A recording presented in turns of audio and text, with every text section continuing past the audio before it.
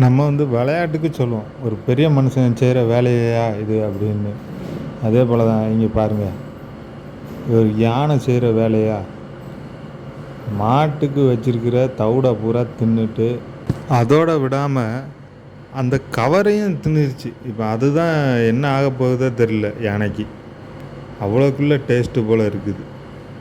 மலங்காட்டில் இல்லாத டேஸ்ட்டாக அந்த மாட்டுத் தொழுவத்தில் இருக்க போது.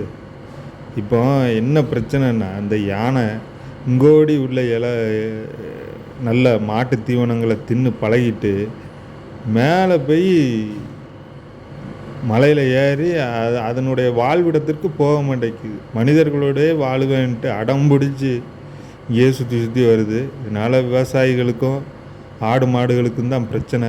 எப்போ என்ன பண்ணோன்னு தெரியாது.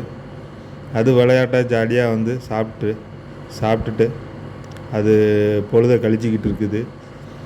அதுதான் யாருனாலும் சரி, உழைக்காமல் சாப்பாடு கிடச்சிருச்சுனாலே இதுதான் பிரச்சனை. உழைப்பை தேடி போகிறதே இல்லை. தமிழ்நாட்டில் அதுதான் இப்போ பிரச்சனை. எல்லாம் பாதி குடியை குடிச்சிட்டு எங்கே போனாங்கன்னு தெரியல. வட இந்தியங்காரன் பூரா எல்லா வேலைக்கும் வந்துட்டான்.